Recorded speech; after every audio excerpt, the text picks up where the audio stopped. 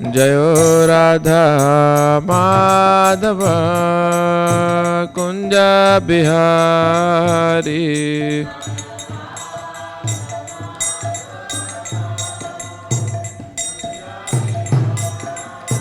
Jayo Sri Vasadi Gaur Bhaktivedanta.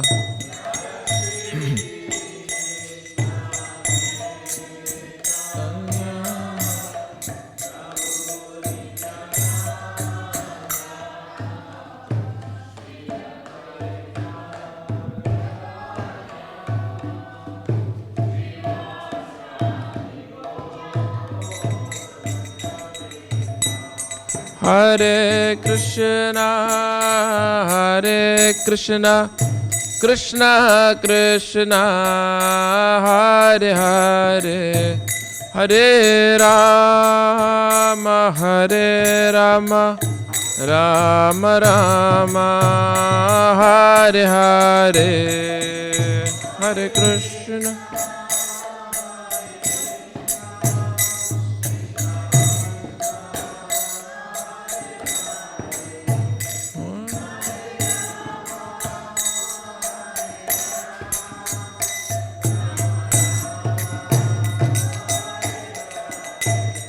Hare Krishna, Hare Krishna, Krishna Krishna, Hare Hare, Hare Rama, Hare Rama, Rama Rama, Hare Hare, Hare Krishna.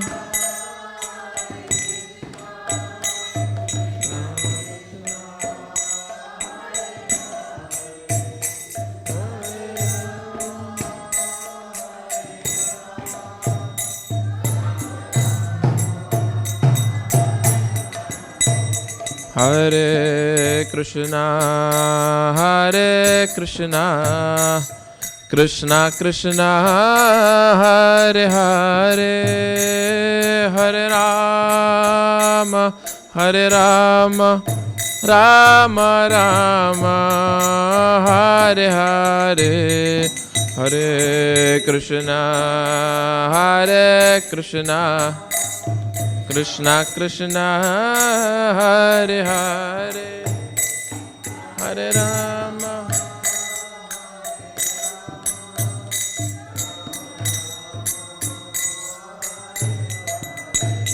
Hare Krishna, Hare Krishna, Krishna Krishna, Hare Hare, Hare Rama, Hare Rama, Rama Rama, Hare Hare, Hare Krishna, Hare Krishna, Krishna Krishna, Hare Hare, Hare Rama.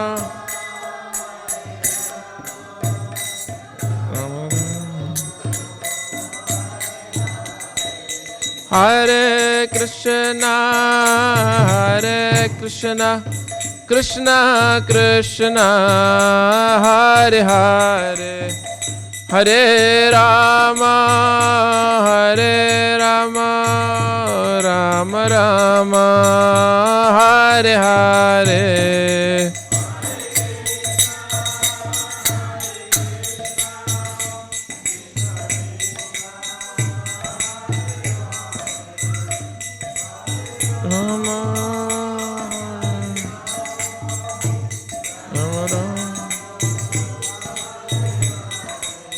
Hare Krishna, Hare Krishna, Krishna Krishna, Hare Hare, Hare Rama, Hare Rama, Rama Rama, Hare Hare.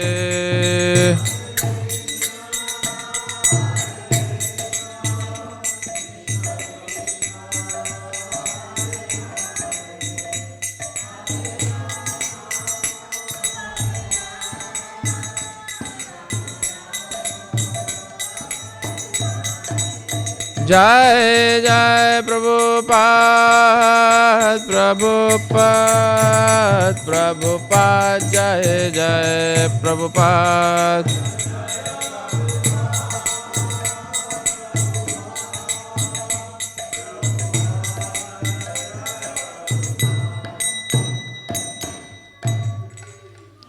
जय विष्णुपाद परमहंस परिव्राजकाचार्य अस्त्र श्री श्रीमद अभय चरणारविंद भक्तिवेदांत स्वामी श्रील प्रभुपाद की जय, अनंत कोटि वैष्णव वृंद की जय, नामाचार्य श्री हरिदास ठाकुर की जय, ग्रंथराज श्रीमद् भागवतम की जय।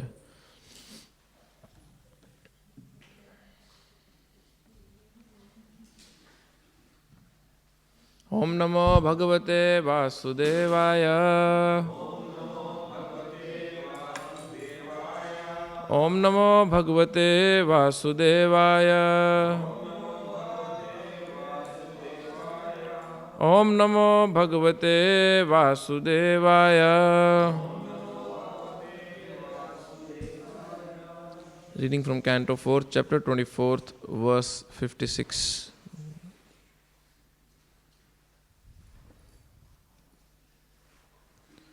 Yatra nirvistamaranam, Yatra nirvisitamaranam, Kritanto nabhimanyate, Kritanto nabhimanyate, Vishvam vidvamsayan virya, Vishvam vidvamsayan virya, Shaurya vispurjita bhruva, Shaurya vispurjita bhruva, Yatra nirvistanarna aranam, Kritanto nabhimanyate, Vishvam vidvamsayan virya, Shaurya vispurjita bhruva, Yatra nirvistamaranam, Kritanto nabhimanyate, Vishvam vidvamsayan virya, Shaurya vispurjita bhruva.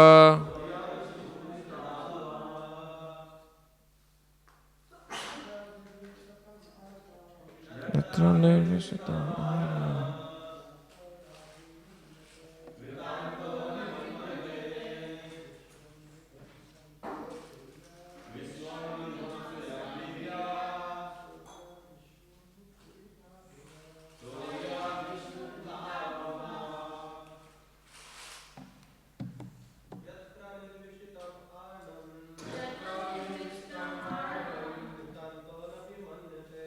Tanto nabhimanyate,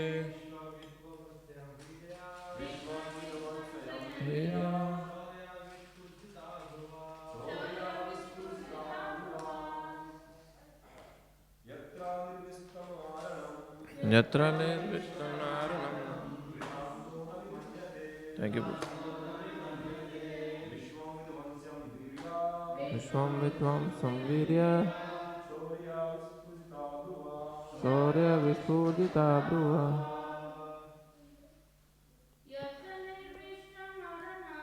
Yatra nirvistamaranam,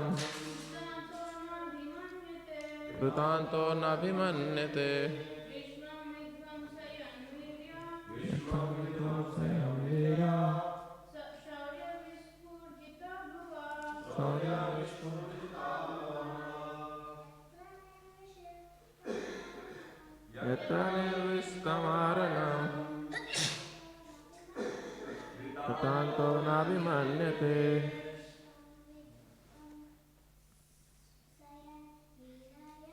Vishvam vidvamsayan virya, Shaurya vispurjita bhruva. Word for word meaning. Yatra, wherein. Nirvisitam aranam, a completely surrendered soul. Kritanta, invincible time. Nabhimanyate, does not go to attack. Vishwam, the entire universe. Vidvamsayan, by vanquishing. Virya, prowess. Shaurya, influence. Visphurjita, simply by expansion. Bhruva, of the eyebrows. Translation. Simply by expansion of his eyebrows, invincible time personified can immediately vanquish the entire universe. However, formidable time does not approach the devotee who has taken complete shelter at your lotus feet. You can repeat the translation. Simply by expansion of his eyebrows, invincible time personified can immediately vanquish the entire universe. However, formidable time does not approach the devotee who has taken complete shelter of it at your lotus feet. Purport. In the Bhagavad Gita 10:34, it is said that the Lord in the shape and the form of death destroys all the person's possessions. Mrityu sarvaharaschaham. I am the all-devouring death. The Lord in the shape of death takes away everything that is created by conditioned souls. Everything in this material world is subject to perish in due course of time. However, all the strength of time cannot hamper the activities of a devotee.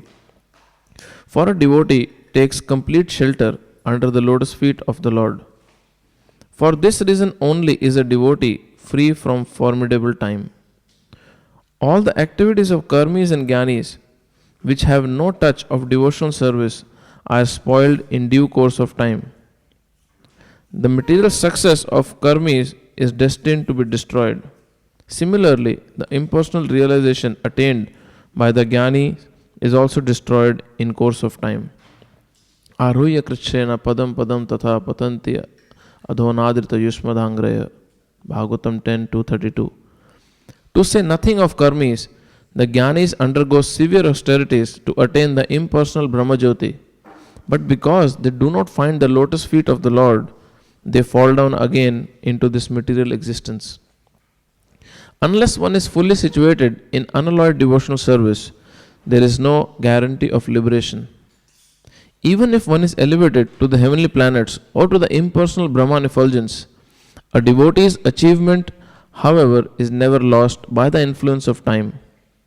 Even if a devotee cannot completely execute devotional service, in his next life he begins from the point where he left off. Such an opportunity is not given to the karmis and jnanis, whose achievements are destroyed. The bhakta's achievement is never destroyed, for it goes on perpetually, be it complete or incomplete. This is the verdict of all Vedic literatures. Shuchinam Srimatam Gehe Yoga Bhrishto Vijayate. If one is unable to complete the process of Bhakti Yoga, he is given a chance in his next life to take birth in a pure family of a devotee or in a rich family. In such families, a person can have a good opportunity to further progress in devotional service.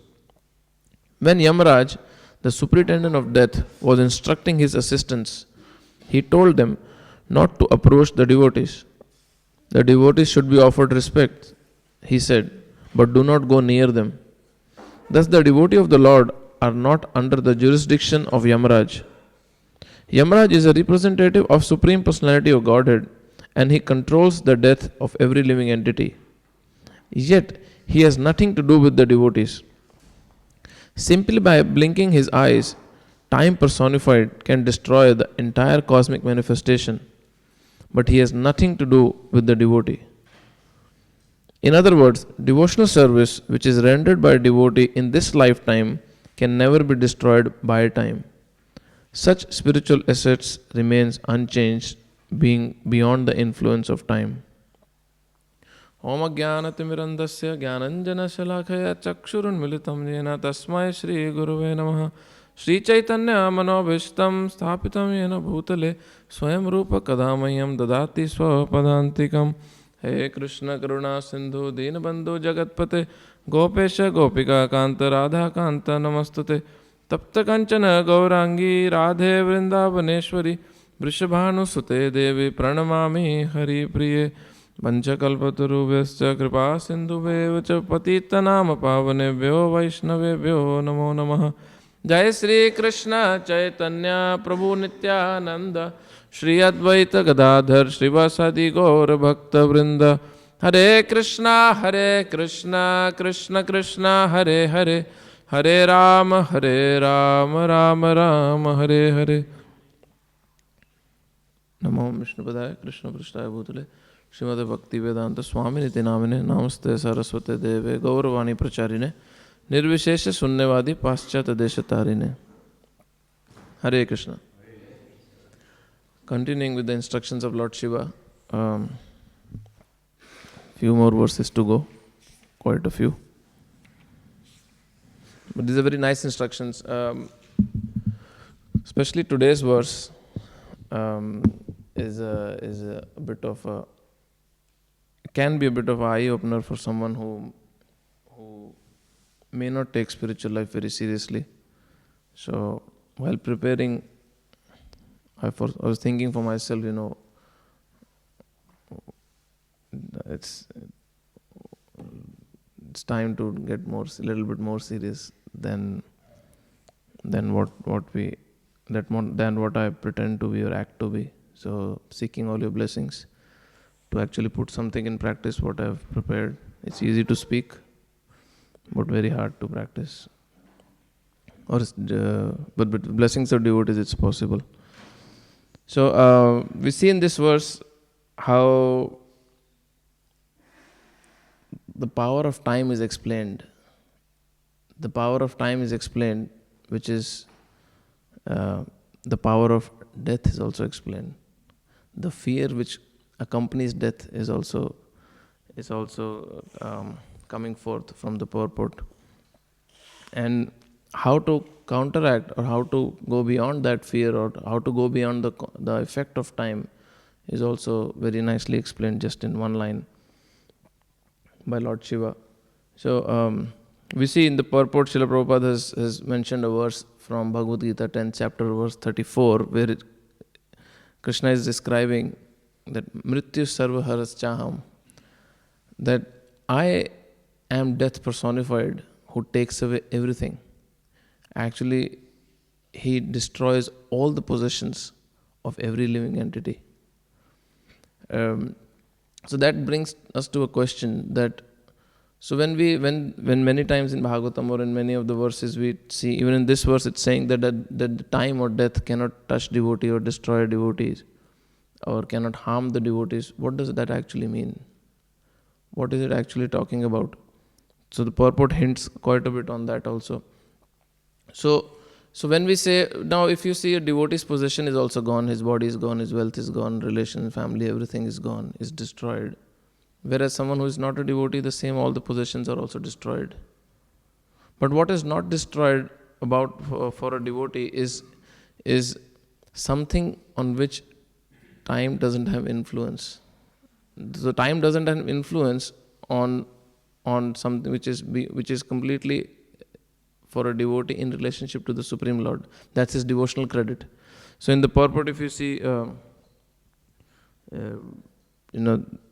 that there is a verse in Bhagavatam, second canto, 3rd chapter, 17th verse, which says, Ayur arati vaham vaipumsa udyan astam na chayanaso tasyartha yatshano nitya uttam shloka vartaye. So this verse is explaining how the effect of time is happening. So both by rising and setting of the sun, it decreases the duration of life of everyone, except one who utilizes the time by discussing topics of the all-good personality of Godhead. So the time has its destructive nature, which, like the verse says, by the rising and setting of sun, it's actually destroying whatever we have. But for devotees who have taken shelter of the Lord, who have taken shelter of the all-good personality of Godhead, this time doesn't affect, because the time, the effect which it is talking about is the spiritual credits which the devotee is accrued.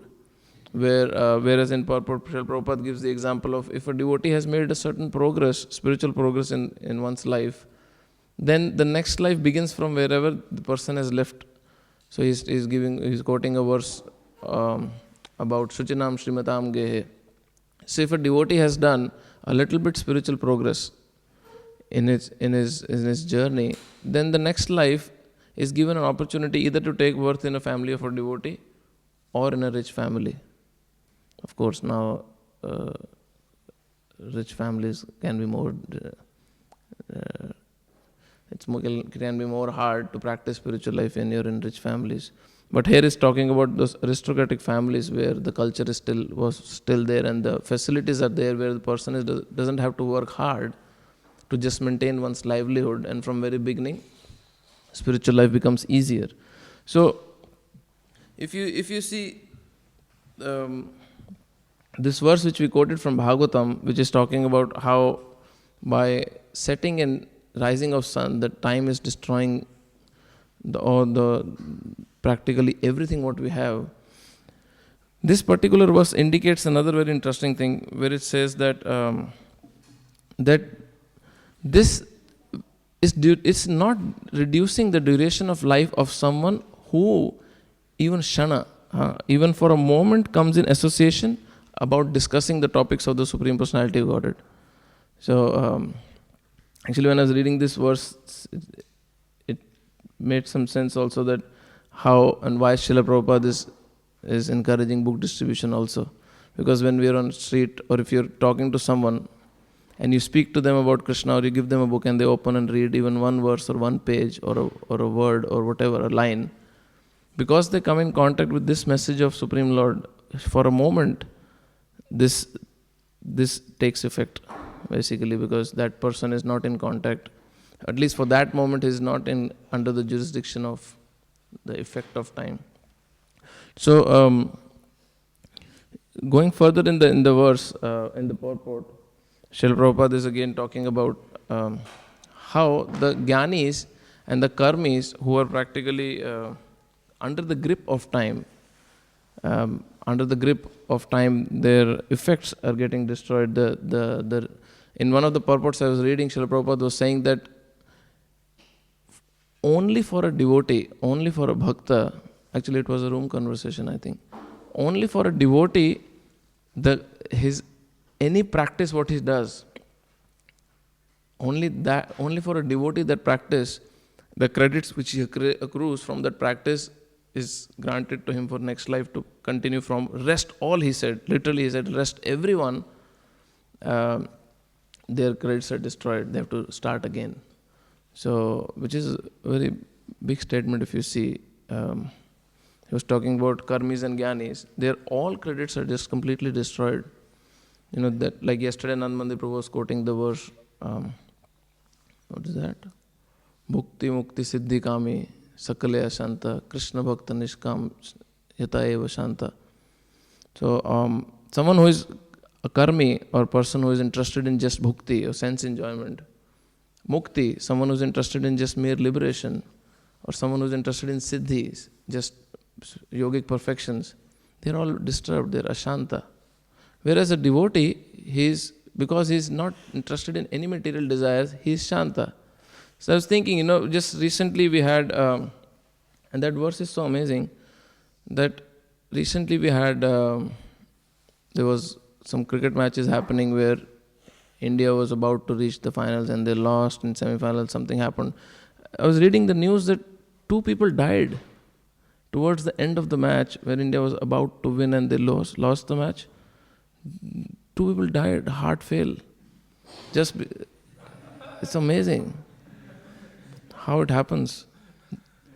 Neither you gain anything monetarily, it's just completely, you want to enjoy your senses, thinking I am from such and such country and such and country, won such and such trophy, and now my country holds another World Cup. And India lost that match. And this person, he was not even betting that he lost his money. He was just so much involved. He was so much involved that when one of the main players towards the end couldn't score, he just died. He had cardiac arrest. This is okay, still an adult. One 6-year-old boy cried for hours because that batsman got out, couldn't score, couldn't get the match. So, bhukti, sense enjoyment. And when it gives happiness, what you expect? Then very elated. When it doesn't give, the balloon is completely deflated. And then can result in such disasters. So, some classes before I was telling, in many years before, in one of the cricket match, one guy had betted some money and the team won. Right in the ground, that person died because of the happiness. He couldn't control how much money he won in betting. On the cricket field, he died.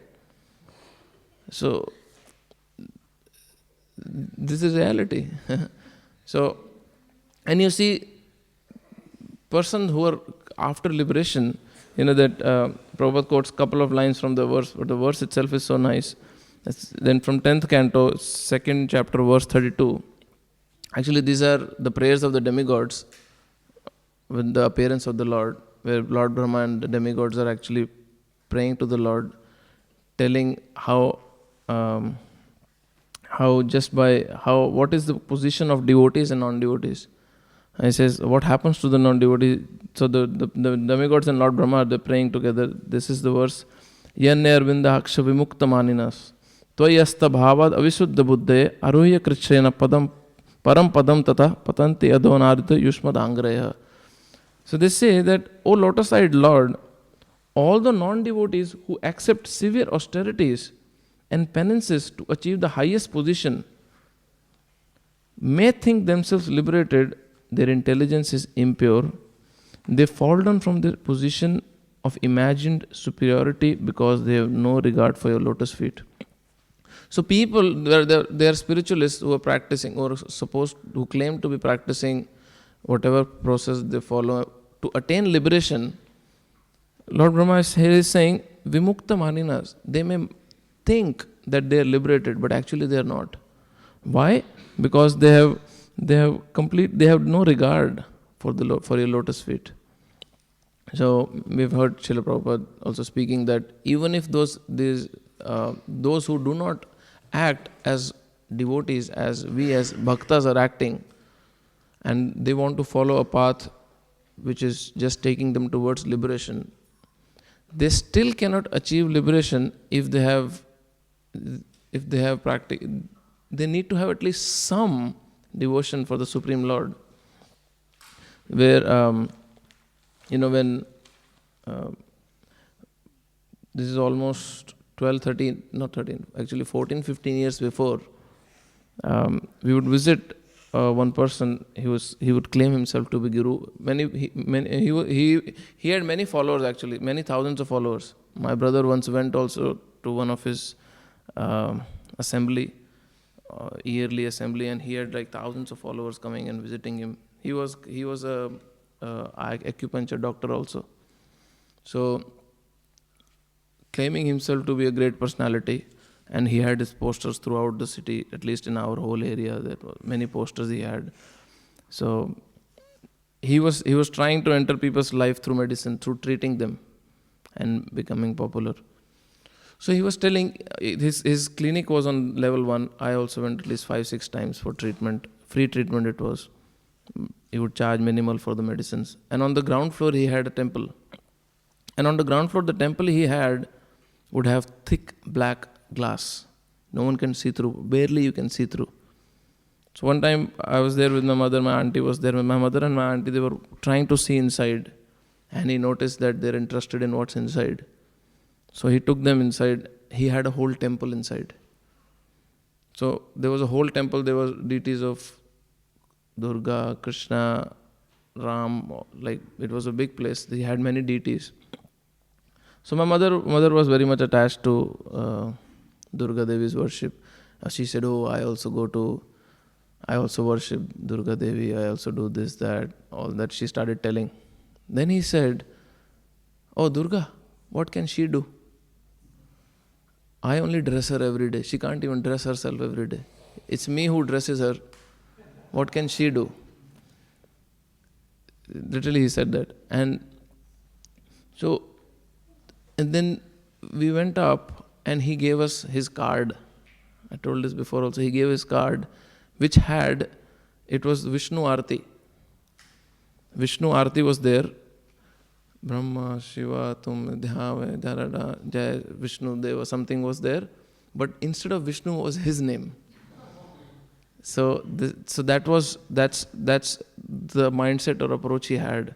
Then it took me many years to understand what this guy was doing after hearing Prabhupada's philosophy, that what was he preaching to us, because my mother and my auntie, they didn't feel comfortable the way he said that. And he would talk about black magic and all that. He even told us, I know people just by touching the color of the cloth, just by touching a cloth, they can change color. You give me your photo, all problems will be solved. So we got scared actually. Then they stopped going there. But later, after hearing from Srila Prabhupada, the clarity of philosophy he gave, you can understand what such people are in what position. What are they actually trying to do? What their mentality is. Like yesterday, Nand Mandir Prabhu was telling that how this was such a classic example of a pure Mayavadi, I would say pure Mayavadi, who would just want to use the deities to achieve what he wants to achieve, and deities are nothing but ladder for him on which he steps on, and once they don't need, they just kick. Whereas for devotees, it's completely different. It's completely different. The whole approach towards deity worship is that they're non-different from the Supreme Lord. They're non-different from Krishna. But so when we see these people who are very much interested in just sense enjoyment, or people like who are just mukti kamis, what do we expect? What do we expect for them to achieve in terms of spiritual progress? Because their whole approach is self-centered, and the self may shift from senses to the progress of soul. So recently, few of our devotees, we went to the farm. We were studying a section of Bhagavatam, which was Queen Kunti's prayers, and we were taking reference and guidance from Bhujan Prabhu's lectures. So it was very nice to go through those lectures and then go through the certain section of Srimad Bhagavatam, verse by verse. And Bhujan Prabhu's lectures were very much connected to Srila Prabhupada's purport, what he was talking about, and then how in those verses he was explaining so many different nice points where the surrender or Sharanagati of a devotee comes in place in comparison to, we see how a bhukti or a mukti kami, or someone who is desiring sense enjoyment, who is just desiring liberation, acts. So a very nice example Prabhu gave, that he was explaining how a devotee's mood or a devotee's attitude towards the Supreme Lord is that of a dog. So a dog, once he has his master, once a dog has the master, so that dog, no matter how the master treats the dog, no matter how the master provides for the dog, whether he provides luxuriously or he provides practically nothing, once the dog chooses, oh, this is my master, the dog never leaves the master. And very interesting point Prabhu made, that when the dog is not happy with the master, the dog complains to the master also. Dog can complain to the master, but dog never leaves the master. Why? Because one understands that beyond just enjoyment of the senses, or beyond just attaining my self-centered goal of liberation, Krishna is my Supreme Lord, whom I have to develop my loving relationship with. So the example which he was giving of a dog is amazing actually. If you see that, if Prabhu was telling that this is my study about dogs, what I have learned from studying dogs is no matter if a master kicks also to the dog, it never comes in the mind of the dog that I will leave this master. So comparing ourselves with that as a devotee, then many times life may throw troubles and will throw troubles at us. And that's the whole idea of Sharanagati, or surrendering ourselves to the Supreme Lord, is that life will throw troubles to us, but what is our approach towards the Supreme Lord will define us as a surrendered devotee.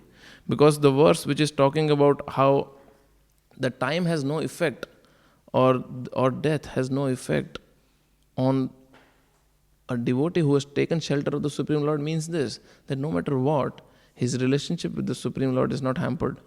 Whereas if you actually see, if someone is very weak in spiritual understanding, very easily devotional practices are dropped. Very easily relationship with devotees are dropped. Very easily coming to temple is dropped. Very easily services are dropped. It becomes very easy. It's just as if you're waiting for something to happen and you just have an excuse of not doing something, not doing anything in relationship to the Supreme Lord. So, whereas a surrendered soul who acts as dog of the Supreme Lord completely acts in different way.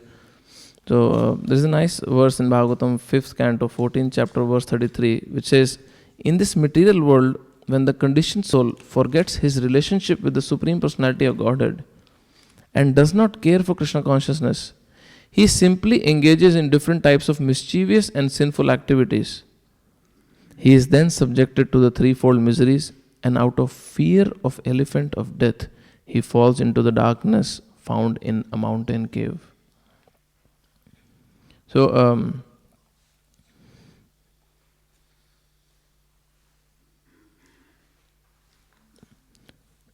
now if you see this verse, it says, when a conditioned soul forgets his relationship with the Supreme Personality of Godhead and does not care for Krishna consciousness. Recently we were talking to one devotee, that the devotee's complaint was that whenever I come to temple, people correct me. And when people correct me, I don't want to come to temple. So the idea of coming to temple is, of course, to worship and do some spiritual practice. But the idea of coming to temple is also to improve. And because the idea of coming to temple is to improve, and if someone thinks I don't need improvement, then this mentality will be very much in place, that don't correct me. Because I don't want, if you don't want correction, then that means you don't want to improve. So, but if someone does correct, and interesting fact was, it was not even a rash correction. It was very basic, very common correction, which if you do a mistake, anyone would do, any devotee would just see you and correct you. So then that later that devotee who understood his own problem was telling me that my mind was just giving me excuse of just not coming to temple. So that's why this verse, which I quoted, that go tripte varanam tava, that how no matter what happens, a devotee never leaves the association of the Supreme Lord and his devotees. Whereas going further in this verse, Srila Prabhupada is talking about how for a practicing devotee, for us, for speaking for myself, when we do see problems in our life, which naturally does come, then the faith can be shaken, which is very easy, very common. The faith can be shaken, and when the faith shakes, if we are not smart enough to put ourselves in protection of devotees, then just wait and watch how that shaken faith leads us to completely giving up the whole process. So many examples we see around us, and you can very very carefully observe how those devotees are acting when problems are coming in life, is that they've actually stopped associating closely with devotees when problems do hit them. When problems do hit such devotees, they stopped closely associating with devotees, and then what it leads to is that mind overpowers, mind takes over in terms of training and teaching them than devotees or the Supreme Lord through scriptures training and teaching them. So whereas we see certain very good examples of devotees who I was recently hearing one of the lectures where one devotee was mentioning that how just by this one activity of not going away from devotees, protected that person in thick and thin, that just by doing this one activity of no matter what, I will think myself as unqualified person who cannot survive without devotees. Just this one activity. He said, my whole 20, 30 years of Krishna consciousness, I can just tell this one thing, that because I did this one activity of no matter what I'm going through, I will not leave devotees even if I don't like them, has made me a stable devotee even after 3 decades. Which he said, now I can very boldly claim that I am stable, which I was not before, just by this one activity. Because somehow he said that, somehow he was saying that somehow in my mind I had a very strong understanding that I will not be able to do it alone. I will not be able to do it by myself. I need help. And with all the problems that person faced, he just stick to it. Because for us, one devotee was telling me, one guest, he comes to temple, he was telling me, oh, your Srila Prabhupada's mission ISKCON is for Western people only. I said, why are you saying that? He said, you see his pranam mantra, nirvishesha shunyavadi paschata deshatarine. It says only for his main mission is to deliver the Western world countries. I said, he's nirvishesha shunyavada. That means the impersonalism and the atheism or the voidism which is there in people's heart, which was very prominent in West, he's delivering people from that illusion. The Indians are very much into impersonalism, very much into voidism or atheism. So why Srila Prabhupada's teachings are not for us? Honestly speaking, how many of us, we all know deities are Krishna, but how many of us would treat deities as Krishna? Means through and through, like 100%. So that impersonalism or atheism is there within us. But just by this very simple act, very simple act of continuing to associate with devotees whose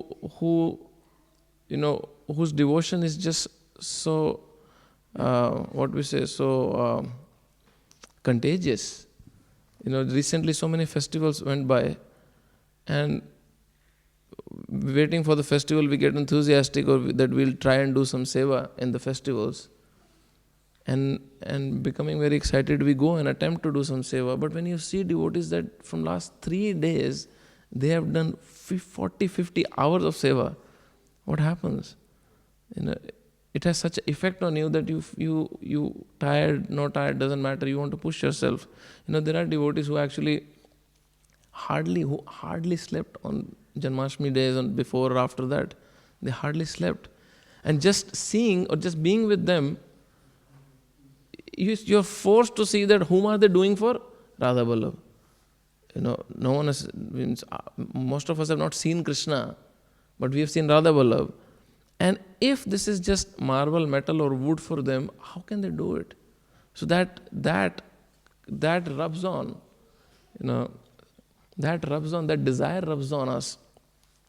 And if you're not with devotees, you're sitting at home, for example, and you want to celebrate Janmashtami, where will this enthusiasm come when we have nirvishesha and shunyavada, atheism and impersonalism within us, that we want to do something for Krishna, for deities on that level. So and that's why that association of devotees has such an impact, that association has such an impact that people have turned criminals. People from good family have turned criminals just by associating with certain people.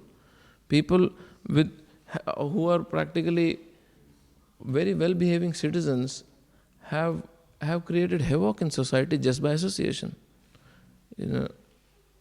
People have become terrorists just by association. So why can't we become pure devotees by association? So we can become pure devotees by association, and that's how it works.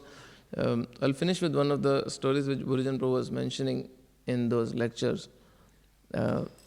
there was one Mataji from Iran, and that Mataji from Iran, because she comes from a Muslim background, and there is a very strong education within Muslim community that you cannot define God.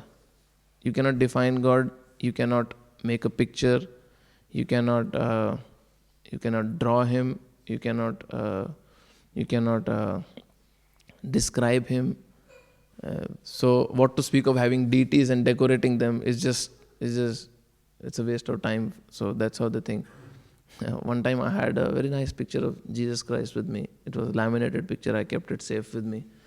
I thought of gifting it to someone who may like it. So I kept it for months and months. And then there was one person who would come to Crossroads regularly, and he would pray. So I thought, thank you, bro.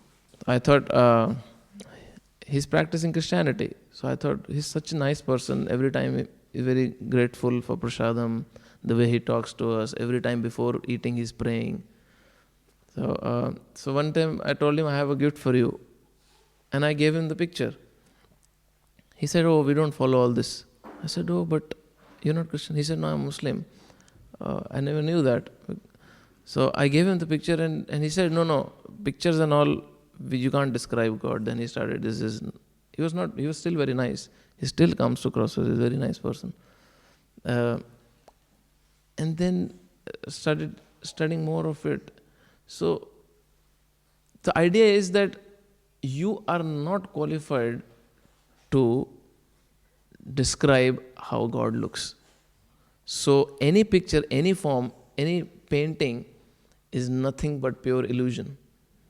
It's just your creativity, which has nothing to do with God who is sitting somewhere and controlling us. So this Mataji, coming from that background from Iran, she was telling, she openly told Gurujan Prabhu that I have one issue. She was in Vrindavan temple in front of Radha Shyam Sundar Krishna Balaram, that I have one issue, that I can chant, I can do everything else, I can follow all the process, but I cannot accept deities as Krishna. I just can't do it. That's how my training is, I just can't do it. So the Gurujan Prabhu was telling that after giving all the philosophical explanations for quite some time, it didn't work with her. It just didn't work. He could see that it's not working with her. She's not able to connect. She's still not able to understand what he's saying, how deities are Krishna. So then Gurujan Prabhu said that, told that Mataji that just go in front of Balaram and just stand there and tell all your problems. And just stand in front of Balaram and just tell all your problems. Whatever you feel, whatever you face, whatever you think about them, whatever you think about the deities, their existence, their non-existence, whatever mindset you have, just stand in front of them and just tell. So that Mataji obediently followed, and she went and she stood in front of the deities for 45 minutes, 1 hour. She was just standing and telling all her issues, all the misconceptions or whatever her mindset is. And after 45 minutes, 1 hour, she came and told Prabhu, I accept it is Krishna. I accept it's Krishna. There is no doubt about it. So that 30, 40 years of thick understanding, just by revealing one's heart in front of the deities, changed. So here we see the hero of the story, if you see, is Balaram, right? Who changed her heart. But who directed her to Balaram is a devotee. That's why the association has an impact. A very advanced association has a very serious impact on us. So all this, when we say time will have no effect, time will not destroy anything what I possess, it appears pretty big, that I can see, we all can see time is having effect on us.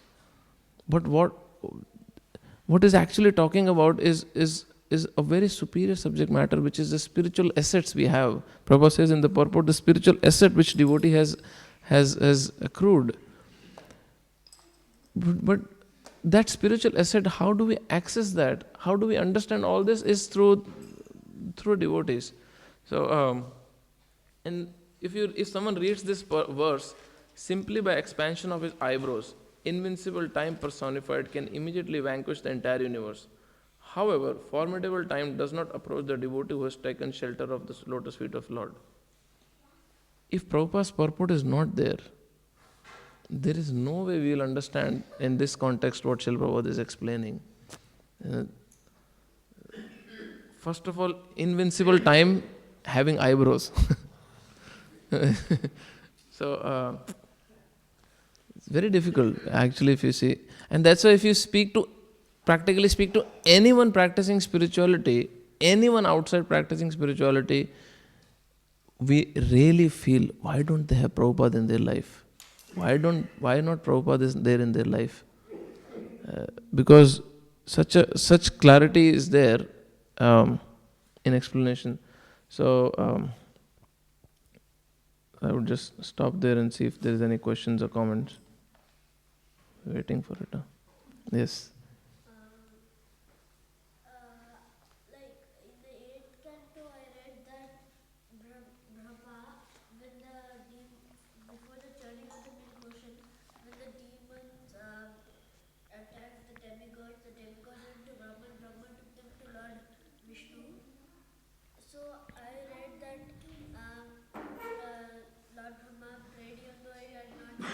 But I think so I heard that in the starting of the creation, Brahma did lots of austerities and then he saw the Lord. Correct. Then how did he see the Lord? When he prayed before the churning of milk ocean. So that's how it's explained that it's not very easy to just go and have darshan of the Supreme Lord. Even for the demigods, even for Lord Brahma also. So through his own sweet will, the Supreme Lord may give darshan. Like the verse I read where demigods and Lord Brahma are praying, they're actually praying, seeing Krishna. So when Krishna has appeared on this planet, they're actually seeing and praying to Krishna. But if Krishna wants, he can hide his identity, right? So with the sweet will, with the own desire of the Supreme Lord, he can give his darshan and he can refrain from it. So if you see Duryodhan saw Krishna, Shishupal saw Krishna, they all saw Krishna, right? But did they see him as God? They did not. Why? Because they were not qualified and the identity of the Supreme Lord was refrained. So when demigods and Brahma, they want to see the Supreme Lord, if the Supreme Lord wills, they can have darshan, otherwise they cannot. So, okay? Anything else? Yes, Prabhuji.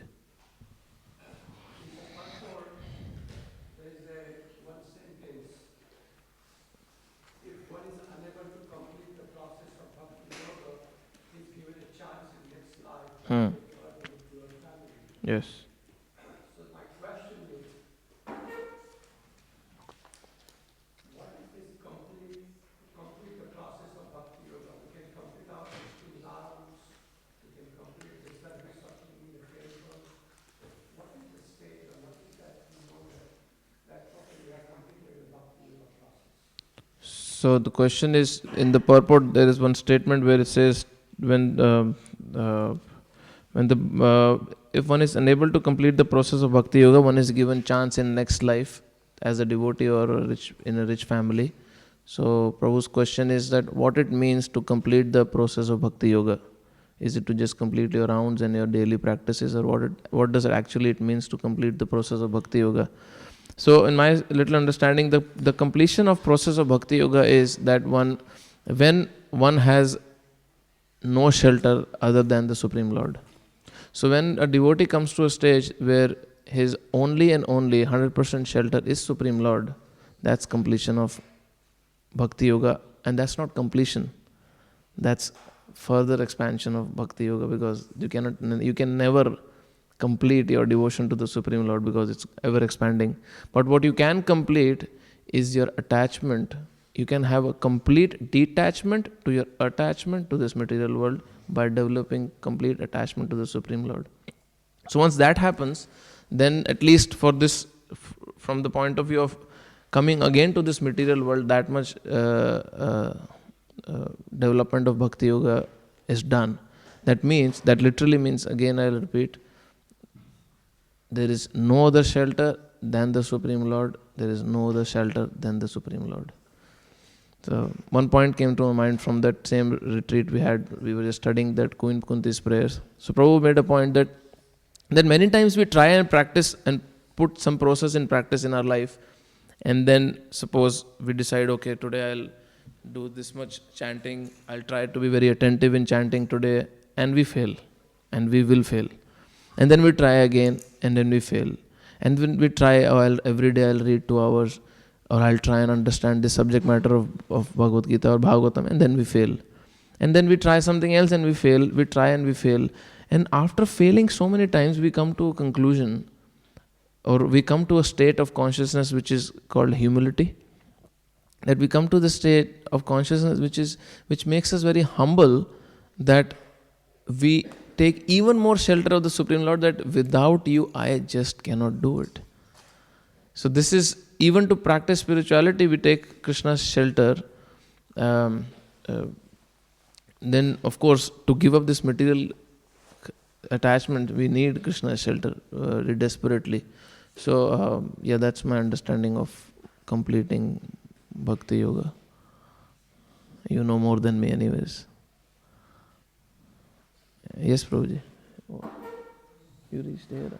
You were here, no, before? Achha.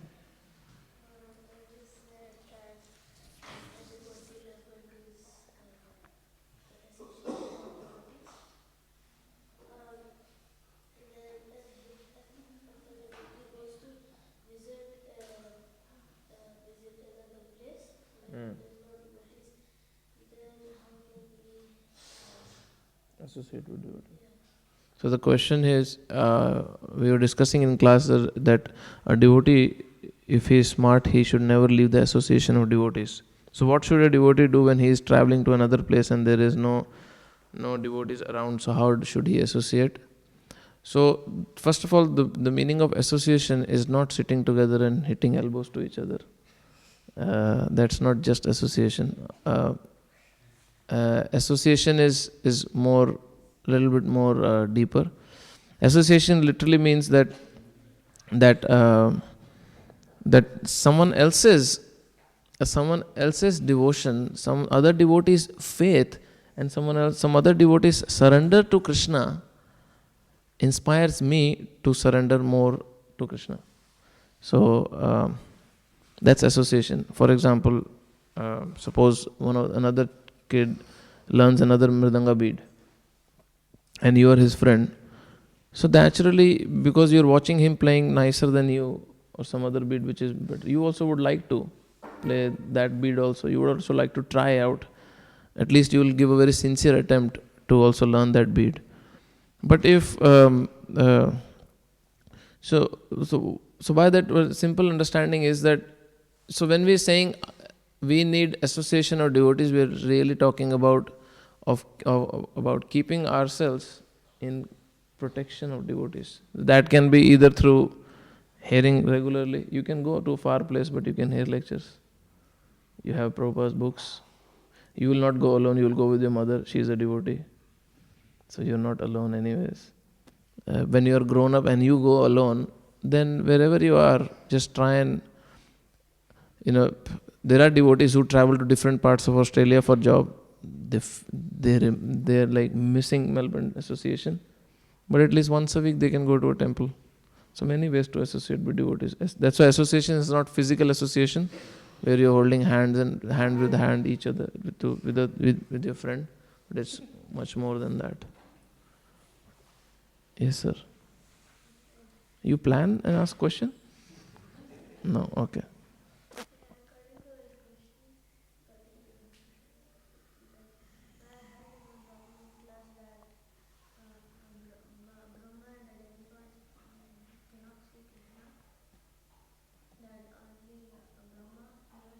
Correct.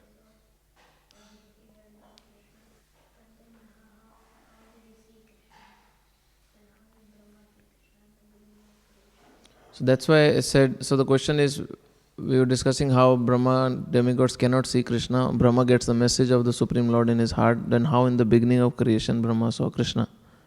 That's exactly what I answered before. If the Supreme Lord wants, He can give darshan. I'll give you one simple example. You know that Brahma Vimohan Leela? When Lord Brahma stole the calves and cowherd friends of Krishna, and then Krishna himself took the form of millions of calves and millions of cowherd boys. How many? Millions. He expanded himself. And Brahma, who does not get darshan of even one Vishnu, when he goes with the demigods to pray on the milk ocean, when he, after 1 year of earthly time, when he came back to see what Krishna is up to, Krishna gave him darshan of millions of Vishnu at one sight. All the cows and all the cowherd boys, in one look, Krishna gave him darshan of millions of Vishnu, which Brahma doesn't even get darshan of one Vishnu, or demigods doesn't get darshan of one Vishnu also. Why? Because the Supreme Lord wanted. So, and this happens, many times people will claim, if God exists, He should show Himself and prove it. Isn't it? Have you heard this? I've heard it many times. If He exists, then, and if He wants us to improve, then let Him show us who He is, and then we'll become His devotees. People will claim that. They'll question like that. But we cannot take the right of revealing Himself from the Supreme Lord. If He wants to, He will. If He doesn't want to, He will not. So same happens with the devotees. Okay? You can plan something more. Hare, anything else? Hare Krishna. Granth Śrīmad Bhāgavatam ki jai. Srila Prabhupada ki jai.